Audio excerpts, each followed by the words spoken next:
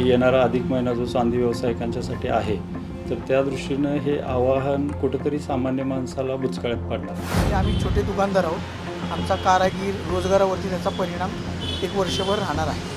आम्ही जरी बँकेकडनं लोन काढून आम्ही एक वर्षभर दुकान जरी चालवायचं म्हटलं तरी त्याचा EMI भरायला आम्हाला शक्यतो परवडणार नाही. ओव्हरऑल ॲज द एंड कस्टमरलाच ह्याचा भुर्दंड पडत आहे. वाढता जागतिक तणाव, युद्धजन्य परिस्थिती आणि कच्च्या तेलाच्या सतत वाढणाऱ्या किमती याच पार्श्वभूमीवर पंतप्रधान नरेंद्र मोदी यांनी देशवासियांना एक मोठं आवाहन केलंय, ते म्हणजे पुढील वर्षभर सोनं खरेदी न करण्याचं. या आवाहनासोबतच केंद्र सरकारकडून सोने आणि चांदी याच्या आयात शुल्कातही तब्बल 15% वाढ करण्यात आली आहे. या सर्वांचा परिणाम सर्वसामान्य ग्राहकांसोबतच जे सराफ व्यावसायिक आहेत त्यांच्यावर देखील झाला आहे. तर नेमका तो परिणाम काय झाला आहे? सोन्याचे जे दर आहेत ते आणखी वाढणार आहेत का? आणि एकूणच बाजारात नेमकं वातावरण काय आहे या संदर्भात आपण जाणून घेणार आहोत या विशेष रिपोर्टमधून. धैर्यशील शिंदे, रविवार पेठ, पुणे येथे दुकान आहे आपलं, व्यावसायिक आहे, सराफ व्यावसायिक.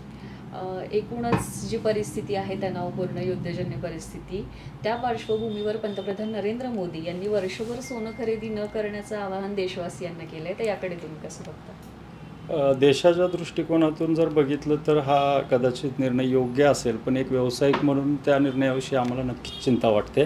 कारण व्यवसायावर त्याचा खूप परिणाम झालेला आहे. गेल्या 8-10 दिवसात एकतर लग्नसराई संपलेली आहे आता नुकतीच. येणारा अधिक महिना जो चांदी व्यावसायिकांच्यासाठी आहे, तर त्या दृष्टीनं हे आवाहन कुठंतरी सामान्य माणसाला बुचकळ्यात पाडणार आहे.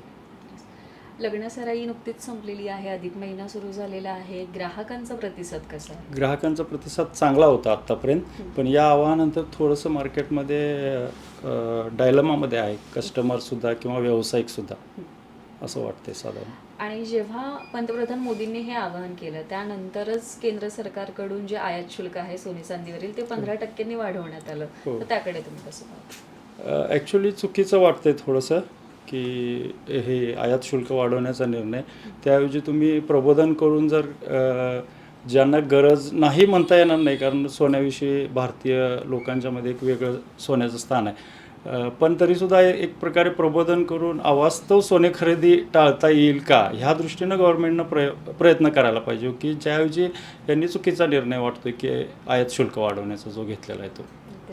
आणि पुढील जो हा निर्णय आहे तो पुढे देखील असाच टिकून राहिला तर त्याबाबत त्याकडे तुम्ही कसं बघता, किंवा या निर्णयाचं स्वागत केलं जातं? काही नाही, ओव्हरऑल ॲज द एंड कस्टमरलाच ह्याचा भुर्दंड पडत आहे.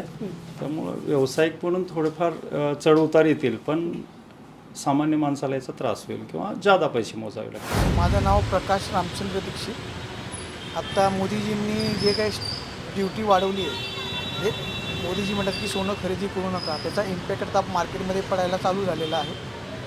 खूप लोक सोनं खरेदी करतील असं वाटत नाही, कारण सोन्याचा भाव वाढलेला आहे. आणि दुसरी गोष्ट म्हणजे आम्ही छोटे दुकानदार आहोत.